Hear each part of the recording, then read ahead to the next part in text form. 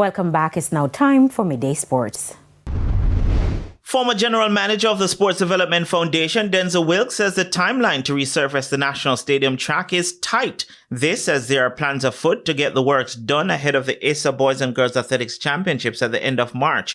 The new Grand Slam Track League is also scheduled for April 4 to 6. But according to Wilkes, there are major factors that could affect the completion of the project. Wilkes is also questioning the timing of the resurfacing. So questions that will need to be answered is there a problem with the track currently in terms of its real condition? I'm not talking about how it looks. I am not aware of whether or not there's a problem. I'm not aware of a problem with the quality of the track. It may very well be that the resurfacing that one is talking about is probably more from a perspective of aesthetics. I am not aware that the fixing has to be done before champs.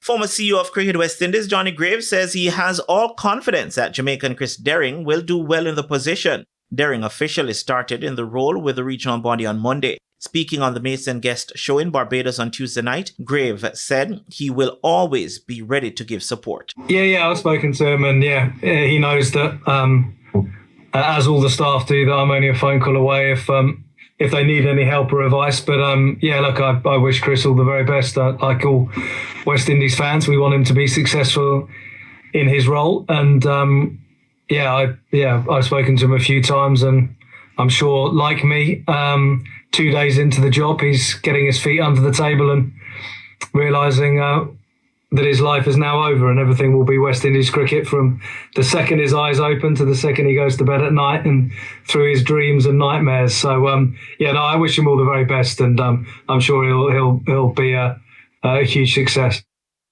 And the first Vice President of the Jamaica Cricket Association, Fritz Harris, says the local body had to take their time in gathering all the facts before entering negotiations with the government over the upgrading of the lights at Sabina Park. As TVJ Sports reported on Tuesday, the estimated cost to replace the bulbs at the venue is over $70 million, of which the JCA is hoping the government will provide. Harris explained that JCA President Dr. Donovan Bennett was spearheading the discussion with the government, but he noted that the local governing body was very keen in ensuring they had all the details first. The understanding now is that it is the bulbs that require changing, but of course, some technicalities are involved, the input space, the weight of the bulbs, etc., etc. And I'm pretty sure that the documentation would have included those specs. So as far as I am aware, those were taken into consideration, but of course, I'm not in a position to confirm whether there will be any changes regarding the pylons or the setup of the lighting itself. And that's it for your Midday Sports. I'm Renata Brown. And that's the Midday News. I'm Carrie-Ann Simpson. Join us at 7 for Primetime News. On behalf of the news, sports and production teams, good afternoon.